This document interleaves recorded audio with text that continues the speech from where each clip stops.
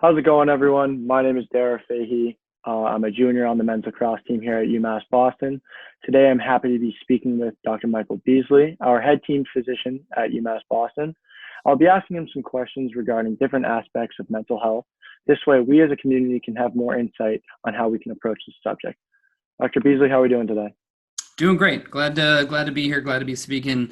Mental wellness, mental health has been a big thing that I've been pushing for since I got started here many years ago. It's a tough thing to push forward, but I'm glad we're doing this to try and do another part of it.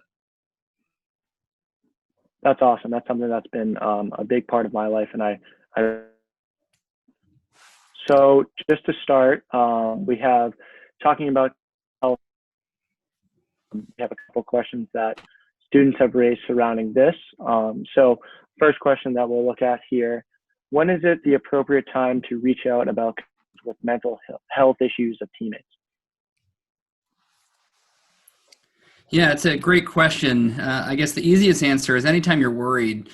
I think that this danger zone, when you feel like, hey, I've really got to be acting here, is when the person starts acting differently, or if they're not insightful about their problems. Those are probably the two biggest dangers. Somebody who's in trouble in terms of anxiety and depression and is not aware of it is a danger to themselves. And then if they're aware of it, but they've accepted it, and then they start to really act differently, that's when you have to get involved as much as possible. Okay, that's good. And then, so basically, are there some context clues of what that would look like for teammates maybe acting differently?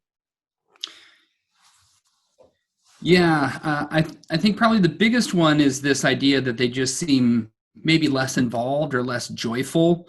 I think too often we think of depression as somebody who's super sad and anxiety as somebody who's super stressed out.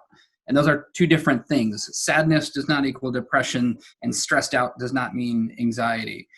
People who are depressed often have periods of time where they seem totally fine, they interact normally, they're happy, they're joyful, but they start to detach. One of the biggest things that we see with people who suffer with depression is they start to pull away from things that otherwise they might take joy in. So don't just look for somebody who's sad. They'll sort of be tricky in that scenario because it's not, sadness is different. With anxiety, again, it's not that they're freaking out or they're stressed out all the time. Most of the time, anxiety is a sense of unease, the sense of I can't get comfortable in any given scenario, and we can chat more about those. But people who have big changes in their patterns, they start showing up late for practice or for lifts. Substance abuse, you start seeing them drink more or make poor decisions in terms of alcohol use, drug abuse. They change their diet. They change how much they're dedicated to their sport or their academics. They become a lot more irritable. If they're less interactive, in general, you feel like, man, I can never get a hold of that person anymore. They used to be around all the time. Everybody's going to have good and bad days, certainly. But if you start to see those patterns on a more consistent basis of them just becoming less and less attached or making some poor decisions, those are big clues that you should get involved. So looking at the aspect of teammates, maybe if they might be going through something and you start to raise a concern, two questions. It's kind of a two-question thing here. Who are the best people to raise concerns and maybe ask questions to the teammate, and what's the best way to go about it? Yeah, I think the best person would be, I guess if it's who do I go to about it, it should be the person themselves. If the question is more who should bring it to that person, I think it's really about a relationship.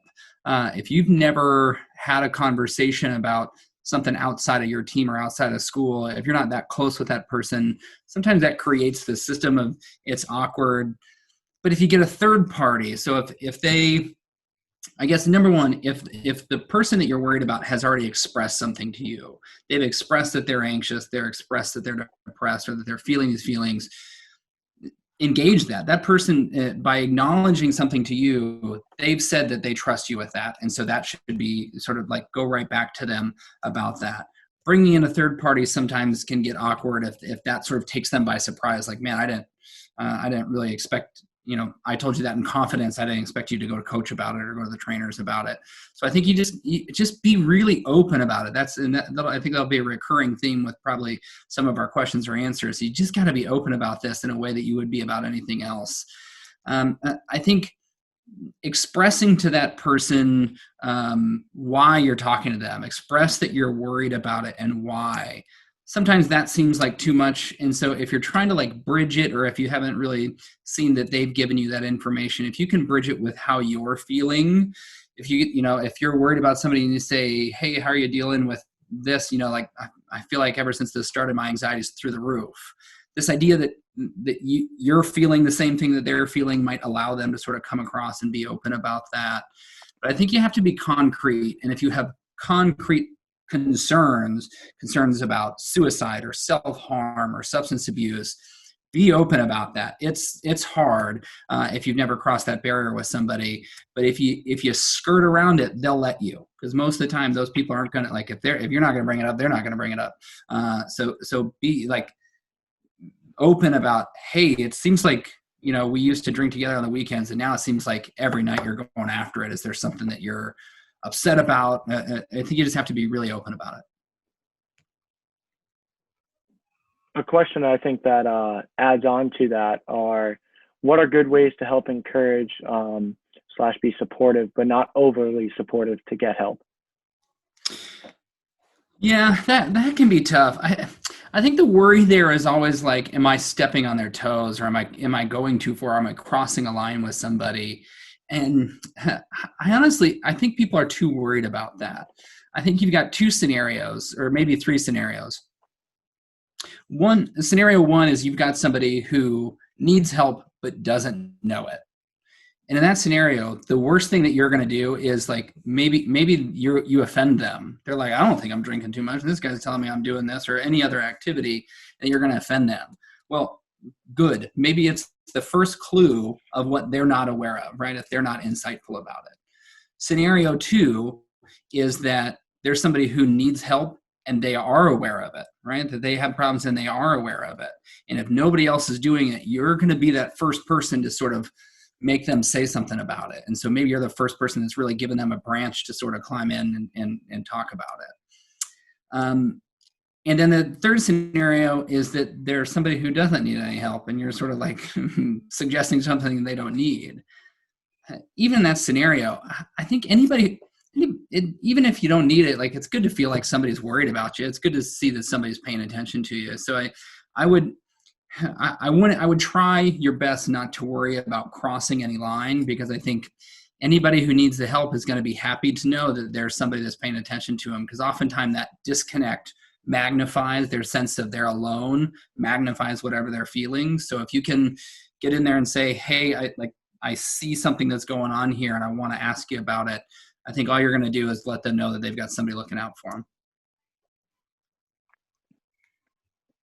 I think one approach that may be difficult for some dealing with it is reaching out to their parents, having maybe a really close relationship with them, and maybe feeling uncomfortable. They might feel okay talking to a doctor, but looking at the concerns with the conversation with the parents, how do you feel is a good tactic to maybe approach that?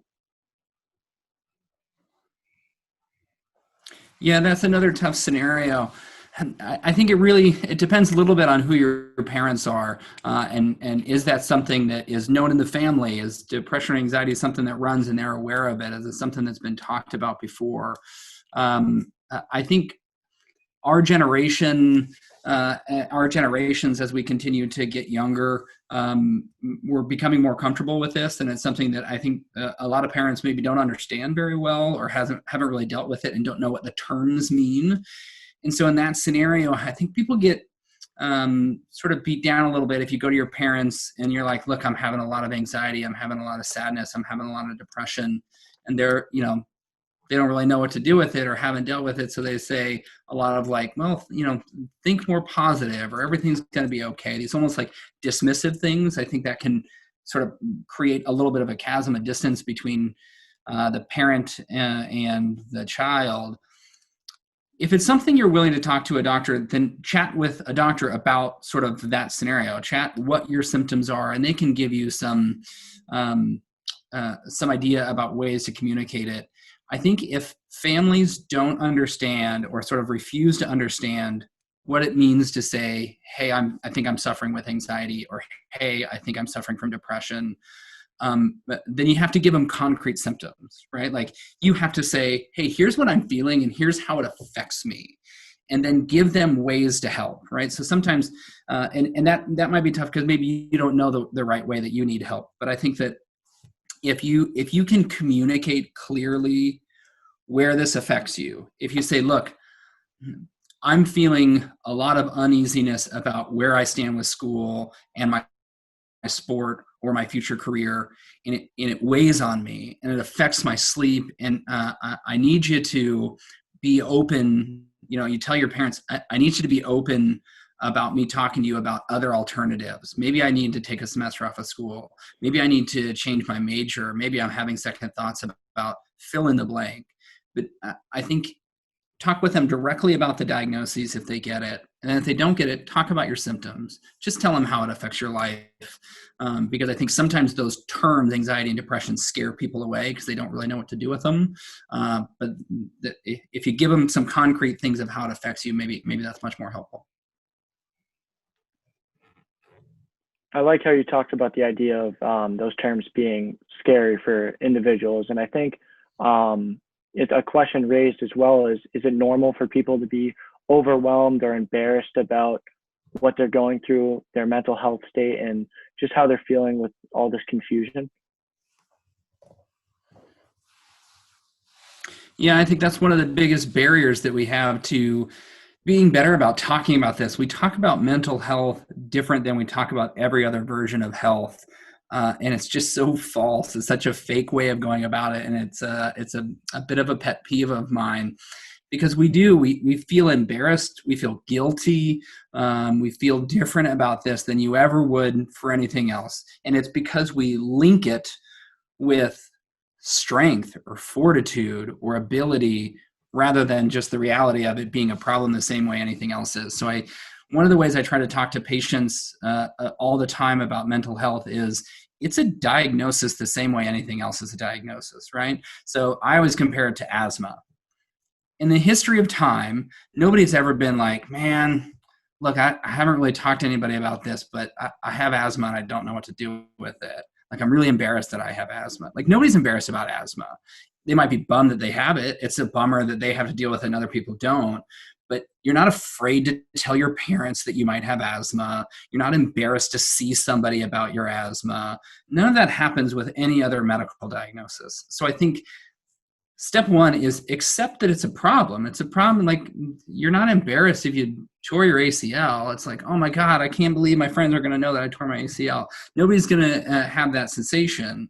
But we do that with anxiety and depression. And then we feel guilty about it. That's one of the worst things. There is a sense that you're only allowed to have anxiety or depression if you deserve it, right? And so I think that way too often people of all ages, but certainly athletes, have this sense of, but like, what do I have to feel guilty about? Like, or what do I have to feel anxious about or depressed about? Like, I don't deserve this. Maybe my family life's fine. Maybe my sports life's fine. Maybe academics is fine. So why do I, but again, bring it back to asthma.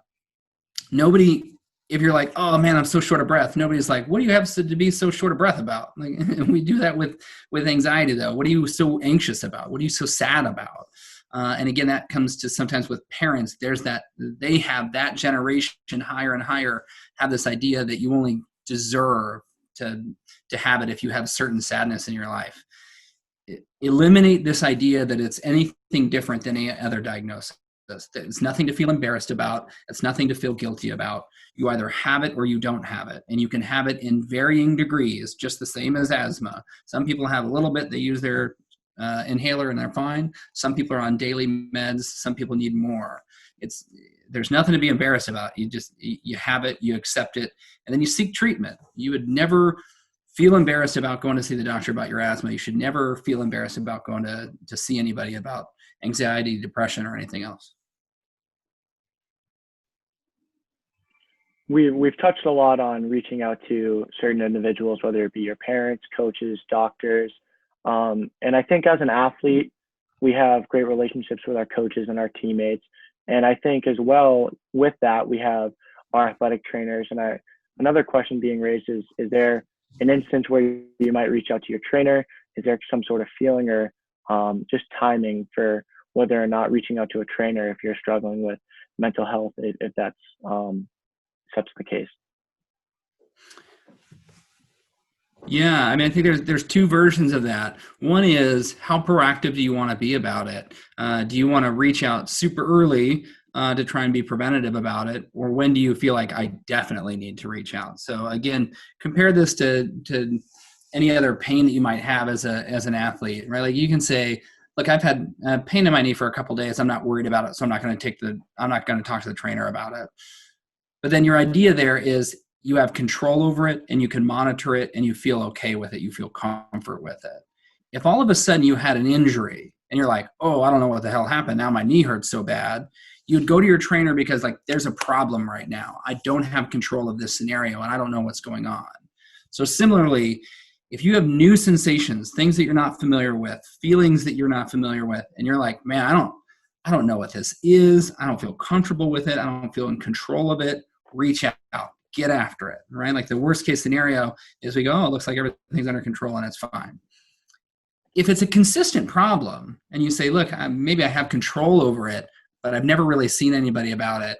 And I felt this way for a long time. And I'd like to sort of get control over it so that it doesn't get in front of me, right? Like it doesn't keep building. Then reach out early, the same way that you would like, hey man, I've had, pain in this knee for the last 6 months. I haven't really addressed it, but now it's time because it's starting to bother me, right? It's affecting my life. If sadness, anxiety, stress, depression, any of those things, if any of those things are affecting you on any consistent basis, or if you've lost control, you got to find somebody, parents, teammates, trainers, anybody, so that we can try and get after it. Awesome. These are great points about some really important questions that we've brought up, and I appreciate all the students asking.